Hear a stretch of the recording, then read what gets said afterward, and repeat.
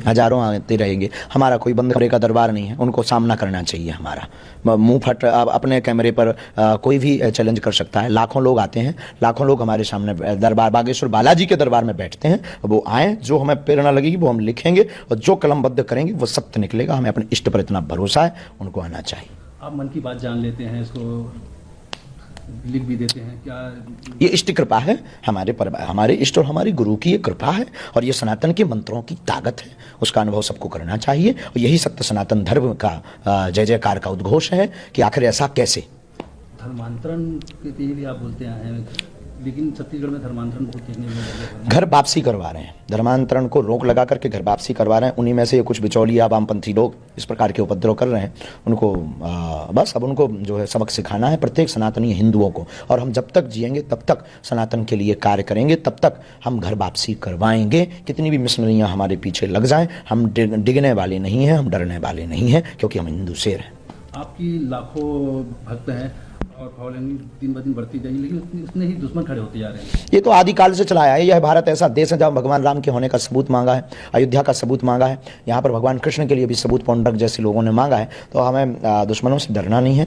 धर्म और अधर्म की हमेशा लड़ाई रही है, सत्य और असत्य की हमेशा लड़ाई रही है। तो जो सत्य के साथ हैं, जो सनातनी हैं, वो हमारे साथ हैं। जो वामपंथी विचारधारा के लोग हैं वो हमारे विपक्ष में हैं। अब बस यही है कि अपनी बुलंद आवाज़ को जन जन तक पहुँचाकर हिंदू एकता पर हमें जोर देना ही देना है। आप हमेशा अपने सत्संग में कहते हैं कि हिंदुओं जागो जागो, तो किस संदर्भ में ये कहा? केवल इस बात में कि हर बार हम सब हिंदुओं को ही टारगेट क्यों बनाया जाता है। आज उन्होंने मुंह चलाया, आप सब चले आए। तो हर बार साधु संतों, कभी पादरियों पर क्यों नहीं इन्होंने टारगेट किया, कभी मौलवियों पर क्यों नहीं टारगेट किया, इनके मज़ारों में क्यों नहीं गए? क्या इनका दादा परदादा चला गया था बहुत जल्दी? उनके घर पे भी कभी जाकर के देखो, नानी याद आ जाएगी। ये भारत देश इतना विचित्र देश है, यहाँ पर सनातनी हिंदू, सनातनी संत और सनातनी भक्तों पर टारगेट उठाना, उंगली उठाना बहुत सरल है। और दूसरे धर्म के बारे में वो लोग जो है छीपटा नहीं करते, क्योंकि उन्हें पता है भारत में रहना मुश्किल हो जाएगा। इसलिए हम हिंदुओं को जगाने की बात करते हैं। कम ही संत है भारत देश में जो लोग देखने सुनने आते हैं, तो क्या लगता है कि ये साजिश के तहत सब हो रहा है? स्वभाव बस हमने जब 160 परिवार को धर्मांतरण से रोक करके हिंदू घर में पुनः हिंदुओं में वापसी करवाई, घर वापसी करवाई, तभी हमने घोषणा कर दी थी अब हमारे खिलाफ साजिशें की जाएंगी। आज से 1.5-2 महीना पहले उसका प्रत्यक्ष प्रमाण ये है। और हम बागेश्वर धाम के प्रत्येक दर्शकों से कहेंगे ये चीज़ें बढ़ती जाएंगी। आप लोग डरना नहीं है, और हमें अपने इष्ट पर भरोसा है। हम कभी ऐसा गलत कृत्य नहीं करेंगे जिससे धर्म हमारा, हम साधु संतों का और भूदेवों का आशीर्वाद लेकर सनातन की चर्चा को आगे बढ़ाएंगे। आपको क्या लगता है किस तरह का षड्यंत्र हो रहा है? बहुत बड़ी मिशनरियाँ पीछे लगी हैं, जिनके करोड़ों रुपए खर्च हुए हैं धर्म बदलवाने में। उन्होंने ही हमारे ऊपर यह टारगेट किया है, वामपंथी है। और हम यही कहेंगे दूध का दूध और पानी का पानी हो जाए, आ जाओ हमारे दरबार में। आप हमेशा विवादों में बने रहते हैं। ये विवाद हमारा कोई टीआरपी का भाव नहीं है, चाहे अछूत वाला क्या कहेंगे? हमारे कोई टीआरपी का भाव नहीं है।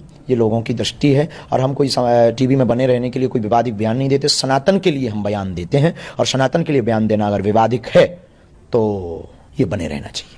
आपके जो विरोधी है उनके ऊपर कुछ कार्रवाई कानूनी जैसा चैलेंज लगे हुए हैं, क्या कोर्ट में जाएंगे उनके लिए? छवि आपकी धूमिल? बिल्कुल, छवि हमारी खराब की है। हमारे बागेश्वर धाम के पागल लगे हुए हैं। नागपुर में ही हमारा बागेश्वर धाम से समंडल लगा हुआ है, और जो आए दिन उनका मुंह तोड़ जवाब दे रहा है। और भारत का प्रत्येक सनातनी व्यक्ति भी अब जवाब दे रहा है, और उन सबको बाइकआउट किया जाएगा जो सनातन धर्म के खिलाफ बोलेगा।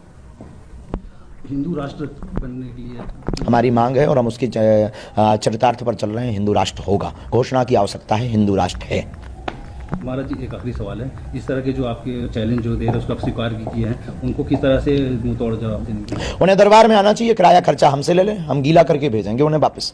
हमारे ऊपर जो इष्ट कृपा है, जो गुरु कृपा है, हम उस बल के आधार पर जो है तलाक करके, ललकार करके बोलते हैं कि हमारे सनातन धर्म में क्या ताकत है। किसी मौलवी और पादरी में ये क्षमता नहीं है। जो छोटी छोटी ट्रिक दिखा करके ये पादरी और ये मौलवी जो सनातन धर्म से दूसरे धर्म में ले जाते हैं, उनके सामने बागेश्वर बालाजी बहुत बड़ा तमाचा है, और उनके मुंह पर हम तमाचा मारते रहेंगे। और दूध का दूध पानी का पानी हो जाए, चैलेंज की बात क्या, सीधे दरबार में आ जाओ, आके बैठो और अनुभव करो।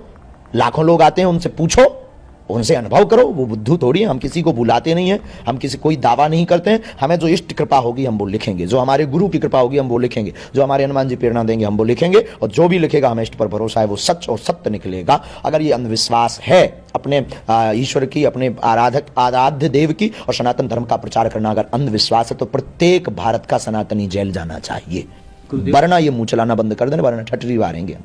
गुरुदेव, आप जो कहते हैं कि हिंदुओं जागो, तो लोग आपको धर्म के नाम पे भड़काने का आरोप लगाते हैं, इससे क्या कहेंगे? सनातनी हिंदू को एक करना, अगर भड़काऊ बयान है, भड़काने के नाम पर, अगर दंगा फैलाने के नाम पर ये कहते हैं, तो ये देश का दुर्भाग्य और सनातनियों का दुर्भाग्य है। हमने कभी भी किसी भी हिंदू को मारने काटने की बात नहीं की, एकजुट करने की बात की, हिंदू जागो इसकी बात की। जो सनातन विरोधी है उनको बाइकआउट करो, चाहे वो संत हो, चाहे वो न्यूज चैनल हो, चाहे वो टीवी डिबेट हो, चाहे वो मूवीज हो, उनको आप